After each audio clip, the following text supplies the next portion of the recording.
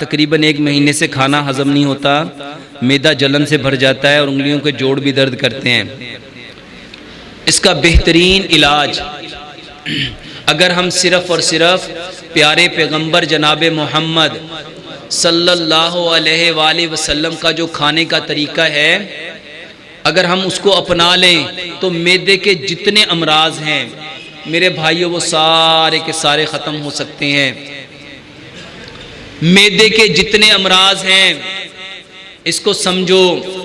आज से कई हजार साल पहले एक शख्स आए थे, उनका नाम हकीम लुकमान है। अगर कुरान में अल्लाह ताला किसी का नाम इज्जत से ले दे तो वो हमारे लिए काबिल एहतराम हो जाते हैं। हकीम लुकमान का सिर्फ नाम नहीं आया बल्कि एक पूरी सूरत हकीम लुकमान के नाम की उतरी। और आज हम में से कितने हैं जो हकीम लुकमान के तरीकों को, जिंदगी को, उनके बारे में जानते हैं? मेरे भाइयों, पूरा यूनान, ये जो तिब्बे यूनानी है, ये जो ग्रीक, उसमें पूरे का पूरा यूनान आज हकीम लुकमान के तरीकों को फॉलो कर रहा है और अपने मसाइल को हल कर रहा है। हकीम लुकमान ने फरमाया था अपने बेटे को नसीहत करते हुए, ए बेटा, दांतों का काम कभी आंतों से ना लेना, दांतों का काम कभी आंतों से ना लेना। और दूसरी जगह आपने फरमाया, बेटा ये जो मैदा है ना, ये बदन का सरदार है, ये बदन का सरदार है। जिस इंसान के बदन का सरदार कमजोर पड़ गया उसकी रियाया खुद ब खुद कमजोर पड़ जाएगी। मैदा सरदार है, सरदार कवि होगा, खाना हजम होगा, खाना हजम होगा तो ताकत मिलेगी, दिमाग को भी, दिल को भी, फेफड़ों को भी, गुर्दों को भी, आंतों को भी, हड्डियों को भी, गोश्त को भी। नजर तेज होगी, आवाज मजबूत होगी, समात मजबूत होगी। जब मैदा मजबूत होगा तो क्या फरमाया आपने? दांतों का काम कभी आंतों से ना लेना। और प्यारे पैगंबर जनाबे मोहम्मद सल्लल्लाहु अलैहि वसल्लम के तरीके को देखो। इमाम इब्ने कय्यम फरमाते हैं,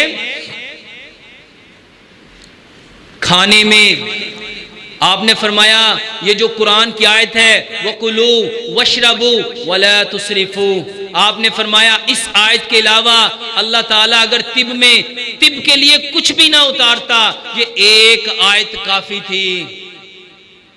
और खाओ और पियो और इसराफ ना करो। क्या मतलब होता है इसराफ का?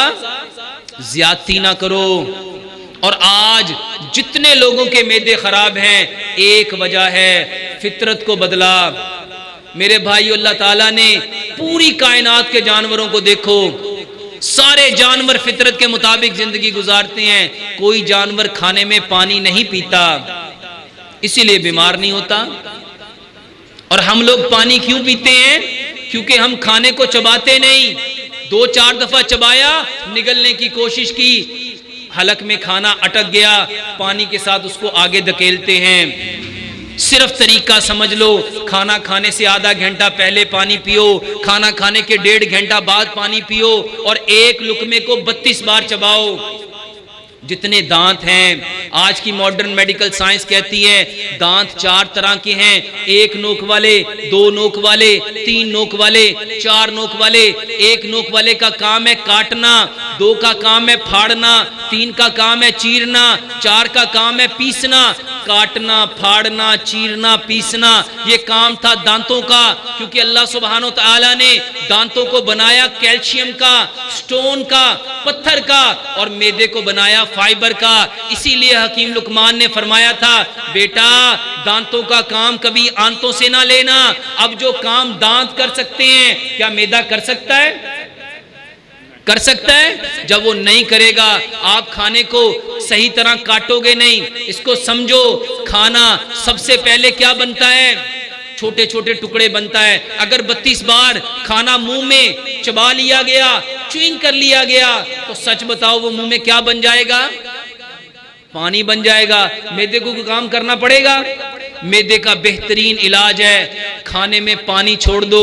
कोई जानवर खाने में पानी नहीं पीता, इसीलिए बीमार नहीं होता। और खाने को 32 बार चबाओ, खाने को 32 बार चबाओ। और तीसरी बात मेरे भाइयों, कोई जानवर असर के बाद खाना नहीं खाता। कभी देखा किसी चिड़िया को, किसी कबूतर को, किसी लाली को, किसी परिंदे को, किसी जानवर को कि वो असर गुजरने के बाद आपको जमीन पे नजर आए? वो कहां होते हैं? वो अपने घरों की तरफ उड़ने की तैयारियां कर रहे होते हैं। और मगरिब के बाद तो कोई परिंदा नजर ही नहीं आता। मेरे भाइयों, आज की मॉडर्न मेडिकल साइंस कहती है ये जो मैदा है ये अपने सारे के सारे अफ़आल सूरज के साथ शुरू करता है। जब सूरज गुरूब हो जाता है तो मैदा अपना काम करना बंद कर देता है। और आज आपको एक हिकमत की बात बताता हूँ, मजे की बात, पते की बात बताता हूँ।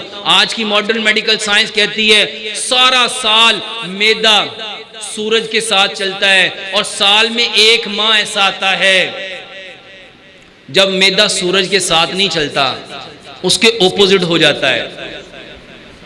उस वक्त वो क्या करता है?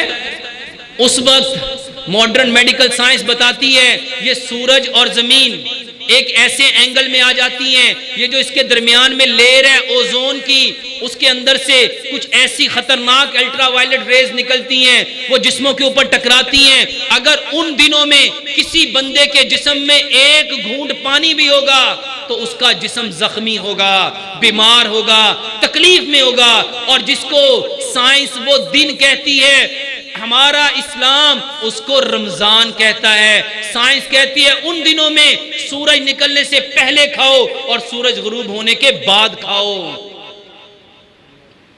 मेरे भाइयों, ये दीन है, दीन। और आज पूरी दुनिया ये जो इस्लाम में कन्वर्ट हो रही है, इस दीन के ऊपर रिसर्च करके, तहकीक करके मुसलमान हो रही है। और हम मुसलमान जिनके पास इस्लाम, दीन, एक वाज़े किताब, खुली दलील मौजूद है, मगर वो फिर भी बहक रहा है।